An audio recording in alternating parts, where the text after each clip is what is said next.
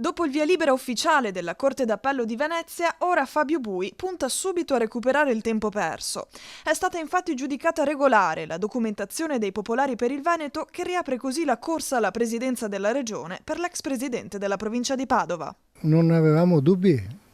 Il vizio era talmente inconsistente che peraltro penalizzava il sottoscritto e quindi non capivamo perché quell'integrazione che avevamo prodotto il giorno stesso ci obbligasse a dover ancora attendere giorni prima di essere accolto. Siamo partiti con la campagna elettorale e oggi corriamo per il Veneto a dire chi sono i popolari, cosa vogliono fare concretamente.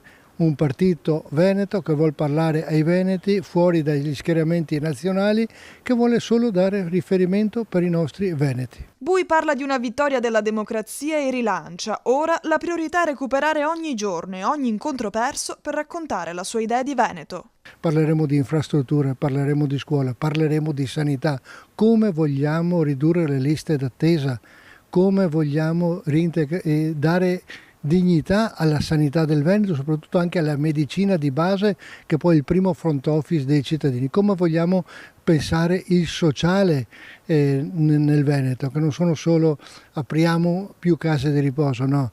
Il sociale è altro che le case di riposo, il sociale è quello che riguarda i giovani, quello che riguarda anche gli anziani, non le case di riposo, come sento dire in questo periodo. Ecco, parleremo di noi, parleremo sostanzialmente di noi.